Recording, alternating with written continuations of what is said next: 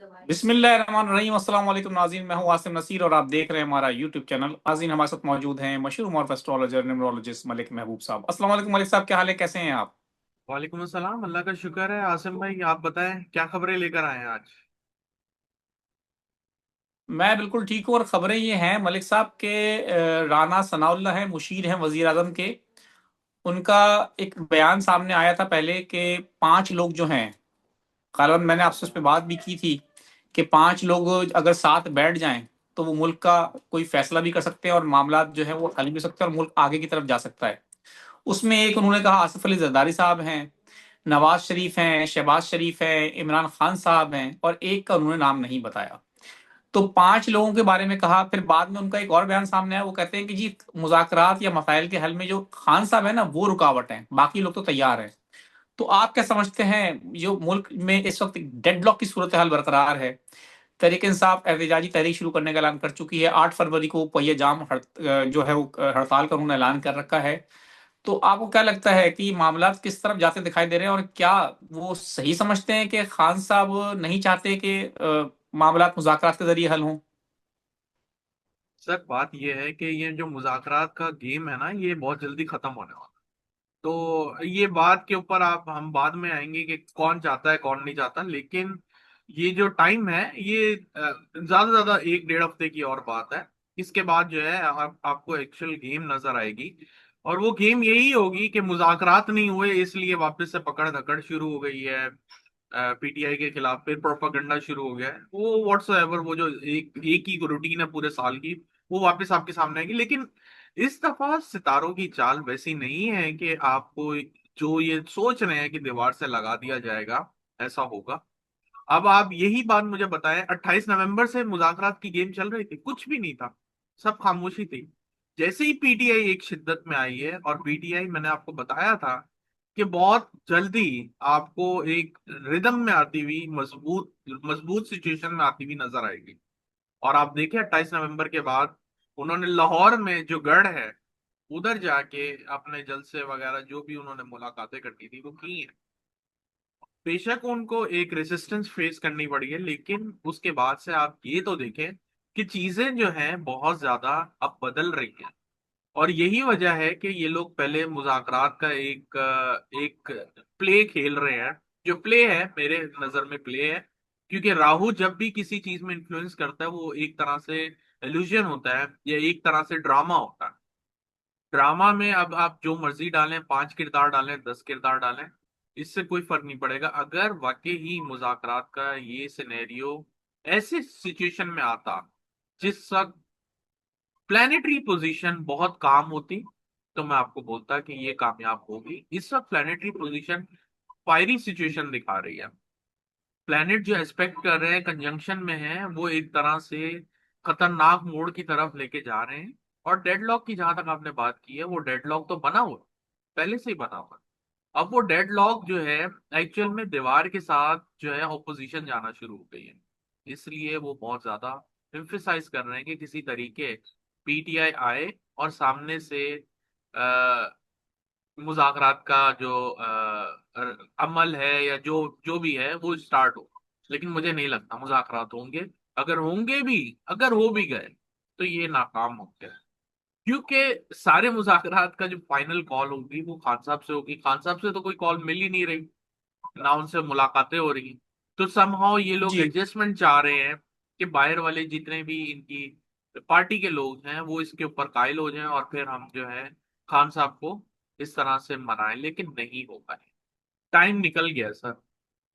ये मुज़ाकरात का गेम तब होता जब खान साहब का टाइम जरा डिफिकल्ट था, खान साहब का पीटीआई का टाइम अभी बेहतरी की तरफ जा रहा तो आप क्या समझते हैं, खान साहब तो वैसे भी जो उनके स्टेटमेंट हैं, जो उनकी बहन अलीमा खान है उनके भी इस तरह के बयान सामने आ चुके हैं और इवन के राना सनाउल्लाह ने इसको कोट भी किया है कि वो ये कहते हैं कि जिसने भी मुज़ाकरात किए वो हमारी पार्टी का हिस्सा नहीं है, ना वो खान साहब के साथ वफादार है ना पार्टी के साथ वफादार है। इस तरह की बातें कोट अनकोट उन्होंने की हैं। तो आप क्या समझते हैं, अगर मुज़ाकरात खान साहब तो चाहते भी, मुझे लगता है, मुझे भी ऐसे पर्सनली फील होता है कि खान साहब मुज़ाकरात और इस तरह के मुज़ाकरात जिस तरह पहले नून लीग और नवाज शरीफ साहब करके बाहर भाग गए, जरदारी साहब बाहर चले गए, ये सब बाहर भाग जाते हैं मुल्क से मुज़ाकरात करके और अपना अफाम तफहीम के जरिए और फिर वापस आ जाते हैं सियासत करने के लिए। खान साहब वो आदमी नहीं है। जी। उन्होंने बड़ा मुश्किल टाइम गुजार लिया है, वो मुल्क से बाहर भागने वालों में से नहीं है, ये तो फैसला हो चुका है। तो आपको क्या लगता है, वो एहतजाजी तहरीक की तरफ जाते नजर आ रहे हैं आपको? 100% सर, इसमें तो दो राय नहीं है। इसमें तो दो राय नहीं है, और यही चीज अब हुकूमत को पता चल रही है, यही चीज अपोजिशन को पता चल रही है।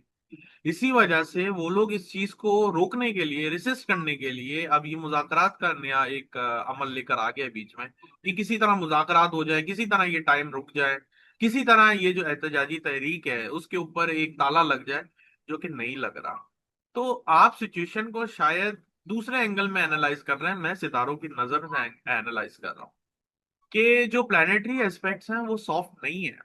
अगर वो सॉफ्ट होते तो जी मुज़ाकरात हो जाते, मसला खत्म हो जाता, मुल्क वाकई आगे बढ़ जाता, मामलात सॉल्व हो जाते। लेकिन ये टाइम नहीं है वो चीज शो करने का, या रियलिटी में ऐसा होता वो मुझे नजर नहीं आ रहा। अल्लाह करे मुज़ाकरात हो जाए, मुल्क खुदा ना खास्ता किसी बड़े सानिया से बच जाए, लेकिन जो हालात जा रहे हैं प्लैनेट्स के हिसाब से वो खतरनाक है। चलें, ये आपको कब तक, हमारे साहब मैं एक सवाल आपसे ज़ेली सवाल कर लेता हूँ। ये प्लेनेट जो खतरनाक है, ये कब तक नजर आ रहे हैं आपको? अगस्त तक, अगस्त 2026। उसके अब बाद मैं मामला वजह बेहतर हो जाएंगे? उसके बाद राहु जो सतविशा में आया हुआ है वो वहां से निकल जाएगा। सैटर्न जो है वो नॉर्मल सिचुएशन में रहेगा, लेकिन जो मेजर होगा वो होगा जुपिटर। जुपिटर जो है मार्च तक रेट्रोग्रेड है, फॉल बैक हुआ हुआ है। तो मार्च तक जो है, मार्च तक तो बहुत ज्यादा हाइप नजर आती है। उसके बाद ही कुछ अगर बेहतरी के इम्कानात हुए तो होंगे, वो भी 2 महीने के लिए। फिर अगर हम आगे जाते हैं मई से लेके अगस्त तक, ये टाइम फिर आपका बहुत डिस्टर्ब होगा। तो कहने का मकसद ये है कि अ, हर 2-3 महीने के बाद जो टाइम है वो जरा डिफिकल्ट नजर आ रहा है। और ये जो अगर हम पूरा स्पैम देखें तो ये आपका टिल अगस्त है। बिल्कुल ठीक है। बिल्कुल ठीक है मलिक साहब, मैं आखिर में कुछ लोगों के सवालात ले लेता हूँ। My name is Shumaila Shakeel. Hmm. Date of birth इनकी 14 मई 1975। मुझे पूछना यह है कि इस ईयर मेरे लिए जॉब बेहतर है या छोटा मॉन्टेसरी कोचिंग सेंटर ओपन करना?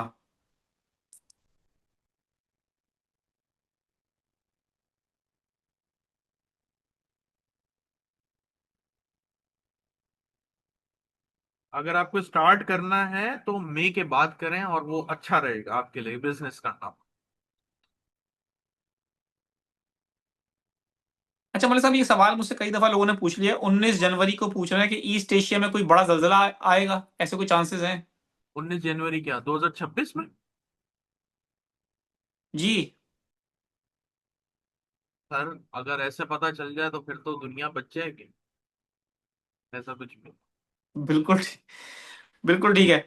अच्छा मलिक साहब, एक सवाल है। एक तसद्दुक हुसैन गालिबा नाम है इनका। वो पूछ रहे हैं कि उनकी डेट ऑफ बर्थ जो है वो 1/10/1953 है, जो कि टोटल एक बनता है। और हम्म। 2026 को भी अगर टोटल किया जाए तो एक बनता है। हम्म। तो वो पूछ रहे हैं कि न्यूमेरिकली इसका मतलब क्या है? इसका मतलब ये है कि ये आपको साल सपोर्ट करेगा, लेकिन अगर मैं इनका 2026 का टाइम देखता हूँ तो अक्टूबर के बाद काफी डिफिकल्ट है। मोहम्मद जुबैर हैं, 1/1/1983। वो इस साल के हवाले से जानना चाहते हैं, अपने फ्यूचर के हवाले से। 1/1 1983 डिफिकल्ट ईयर होगा, बी केयरफुल, लॉसेस का बहुत ज्यादा इम्कान है। तलहा सलीम है, 30/1/1997। तलहा सलीम शेख, इंडिया से सवाल आया है। वो पूछ रहे हैं कि जॉब कब मिलेगी। मैं उनके माली हालात जो है वो अच्छे नहीं है। कोशिश करें, अभी जरा आपको स्ट्रगल के बाद ही कुछ मिलेगा, चाहे जॉब हो या कोई और काम भी हो, मेहनत करनी पड़ेगी ज्यादा।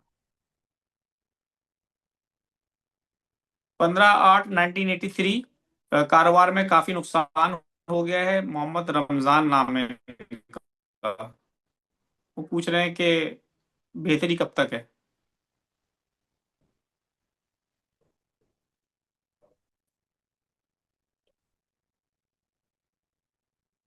ये साल कुछ बेहतर जाएगा, लेकिन अगस्त के बाद पहले जो है आपके लिए प्रॉब्लम ही नजर आती है ज्यादा। मुझे और मलिक महबूब साहब को दें इजाज़त। आखिर में हमारा वही पैगाम है, मुस्कुराएं, प्यार बांटें और अपने आसपास के लोगों का ख्याल रखें। अल्लाह हाफिज।